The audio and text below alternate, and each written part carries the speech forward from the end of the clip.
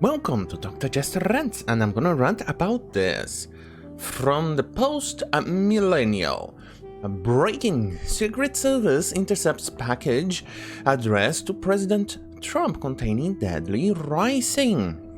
Well, let me go a bit into detail into that regards. It's just because it was sent practically just after RBG's death. That doesn't mean that it's actually related to her death. Mostly because of the time frame. As in, they announced it and then practically on the next day, in the same, or was it the same day?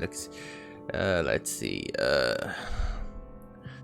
It doesn't specify here around on the first paragraph. Either way, that doesn't technically mean it's related because of the time it takes from the mail to the president's desk or to the president's staff that screens this content.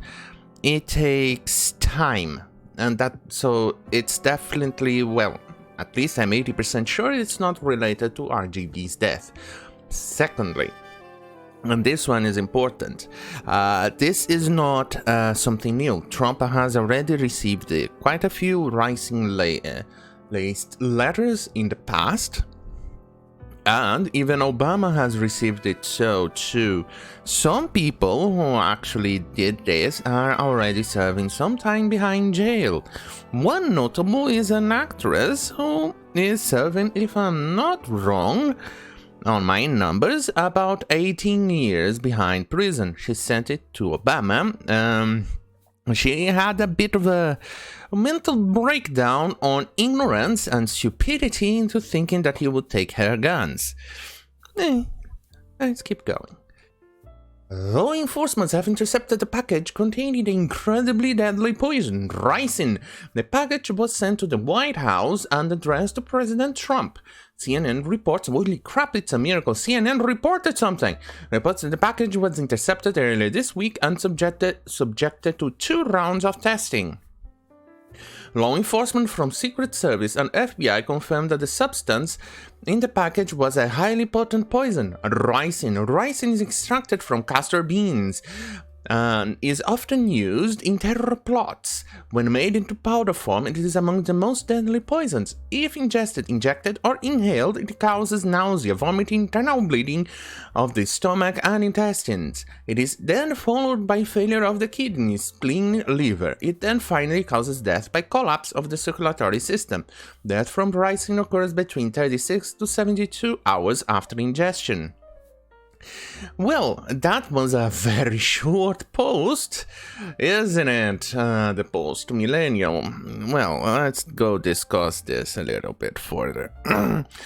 This is definitely newsworthy, but I'm also surprised that CNN kind of reported on this. I mean, they usually don't report things like this, especially if it's against President Trump. I'm surprised. Let's see what else they have to say here. Is it worth adding to the video? Partners are investigating. No, it's pretty much the same thing as post-millennial reported. I mean, it's amazing that they've managed to do this. It's incredible. But they're usually so triggered that they would practically support the death threats, attacks on Trump, and other things like that. Well, not directly, but mostly veiled attempts or something like when you read between the lines with them trying to invoke or try to produce something to cause, I don't know, a reaction of somebody or something. They even have their own section of Trump. I don't recall them having the same thing when we are dealing with Obama. Look at this. They have their own section, Donald Trump. Their ratings is practically that, on reporting whatever stupidity they want or can out of Trump. They cannot, if Trump says something, they'll try to milk it and twist it out of the way so they can get their ratings. It's bullshit. But this letter, Ricin letter, kind of reminds me around in 2001, beginnings of 2002, more or less, we used to have a PO box when we used to live somewhere else. In that PO box, we would get letters from America and letters, packages, and other stuff. Because the local mail service in Central America was kind of shitty to rely on. And when we got it, we kind of started to get paranoid because during that time there was a lot of mails with anthrax being sent around in America from terrorist groups, Islamic terrorist groups. And we ended up having a bit of a paranoid stint on that regard. But, well, this just brings back some memories, doesn't it? Fuck me, right? Oh, look, my hair. Well, this is an incredibly short video, but, well, what can we do? Let's see, anything else that we would like to mention? No.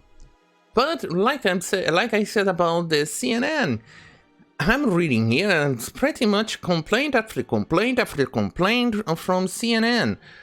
Wait, wrong button. Ah, there you go. 6-10 final light and see evidence of Trump struggling to vote in person in 2004.